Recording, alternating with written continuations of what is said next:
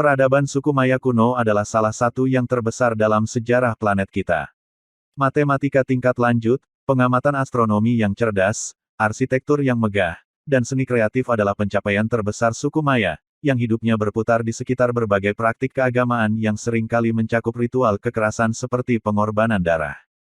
Kerajaan suku Maya mencapai puncaknya pada sekitar 800 Masehi, tetapi kebanyakan dari mereka secara misterius runtuh pada abad-abad berikutnya.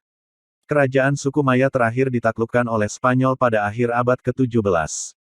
Sekitar 7 juta orang suku Maya masih ada sampai sekarang di Meksiko, Guatemala, Belize, El Salvador, dan Honduras. Beberapa dari mereka masih mengikuti tradisi leluhur kunonya. Pertama, suku Maya sebenarnya masih ada dan hidup di seluruh dunia. Meskipun peradaban suku Maya kuno yang perkasa runtuh berabad-abad yang lalu, orang-orang suku Maya masih mendiami dunia. Faktanya, ada lebih dari 7 juta orang suku Maya yang masih hidup di wilayah kerajaan kuno saat ini. Banyak dari mereka mencoba untuk mempertahankan bagian-bagian dari budaya suku Maya kuno sementara yang lain lebih berasimilasi dengan budaya modern di daerah mereka tinggal. Dilansir dari Ancien.eu, populasi terbesar suku Maya modern dapat ditemukan di daerah-daerah tertentu di Meksiko, terutama negara bagian Yucatan, Campeche, Quintana Roo, Tabasco dan Chiapas, Guatemala, Belize, El Salvador dan Honduras Barat. Kedua, suku Maya memiliki keterampilan menulis tingkat lanjut. Banyak prestasi dari peradaban suku Maya dapat dikaitkan dengan fakta sederhana bahwa suku Maya mampu berkomunikasi dan melestarikan pengetahuannya dengan cara yang sangat efisien melalui keterampilan menulis mereka yang canggih. Bahasa tulisan suku Maya dalam bentuk hieroglif mirip dengan peradaban Mesir kuno, dan mereka menggunakannya untuk menulis di atas batu, kayu dan bahkan dalam buku-buku yang terbuat dari kulit pohon ara yang lembut. Para peneliti sebelumnya berpikir untuk waktu yang lama bahwa bahasa tulisan suku Maya dikembangkan sekitar 1700 tahun yang lalu, tetapi temuan menunjukkan bahwa itu mungkin jauh sebelumnya, sekitar 2300 tahun yang lalu. Ketiga, menurut kalender suku Maya, dunia seharusnya berakhir pada tahun 2012. Berdasarkan laporan National Geographic, kalender suku Maya adalah salah satu pencapaian terbesar dari peradaban kuno. Bukan hanya karena pengamatan suku Maya terhadap langit dan pemahaman mereka tentang waktu sangat mengagumkan pada zaman itu, tetapi juga karena kalender telah menyebabkan banyak kehebohan di zaman modern. Menurut kalender suku Maya, akhir dunia seharusnya terjadi pada tanggal 21 Desember tahun 2012, tetapi kita jelas masih di sini. Dan memang, tanggal dalam kalender suku Maya sebenarnya tidak menandakan akhir dunia, hanya akhir dari salah satu yang disebut periode penciptaan dalam kalender hitungan panjang suku Maya.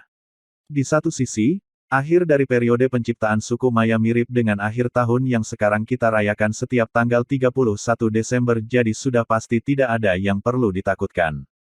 Keempat, suku Maya melakukan beberapa hal aneh kepada anak-anaknya. Orang-orang suku Maya kuno memiliki beberapa ide yang sangat tidak biasa mengenai bagaimana anak-anak mereka harus terlihat, ide-ide yang saat ini akan dianggap kasar. Sebagai contoh, kelas atas suku Maya menempelkan papan pada dahi bayi untuk membuat permukaan rata, yang tampaknya merupakan tampilan yang diinginkan saat itu. Mereka juga menggantung benda-benda tertentu di depan mata bayi yang baru lahir, dan membuat gigi anak-anak runcing atau membuat lubang yang akan diisi dengan batu giok. Kebiasaan lain yang aneh, mereka melibatkan penamaan anak-anak sesuai dengan hari di mana mereka dilahirkan karena setiap hari dalam setahun memiliki nama khusus untuk anak laki-laki dan perempuan. Kelima, pengorbanan darah merupakan hal yang umum bagi suku Maya. Banyak kebiasaan sehari-hari suku Maya kuno yang tak lazim.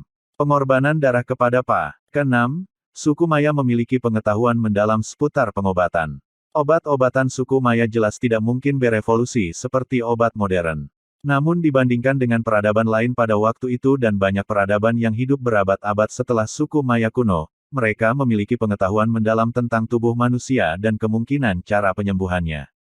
Hal ini disebabkan oleh fakta sederhana bahwa obat-obatan, seperti juga hampir semua bidang kehidupan lainnya, terkait erat dengan agama, sehingga beberapa orang terpilih yang diizinkan untuk sembuh diberi pendidikan yang sangat baik.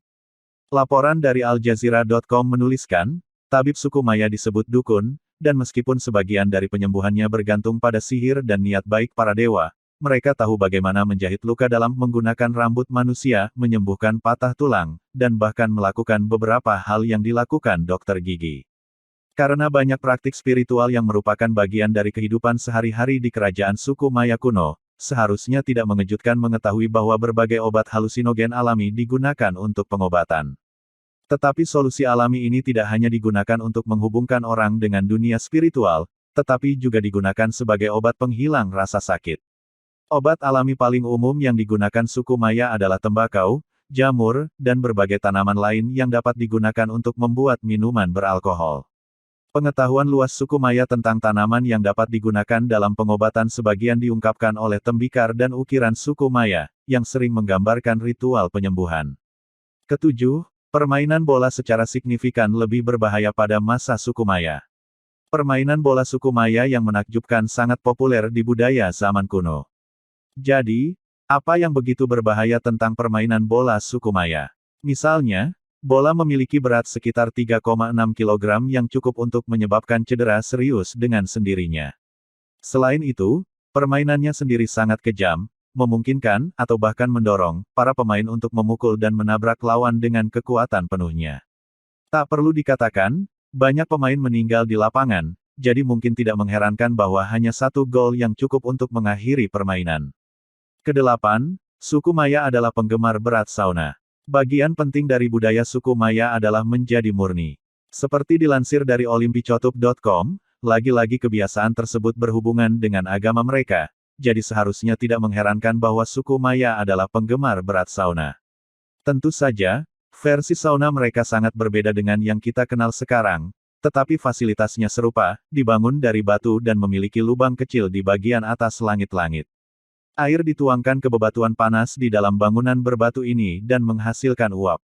Mandi sauna digunakan pada berbagai kesempatan, termasuk untuk menyembuhkan orang sakit, merevitalisasi calon ibu yang baru saja mengandung anak, dan untuk membersihkan tubuh maupun pikiran seseorang agar lebih dekat dengan para dewa.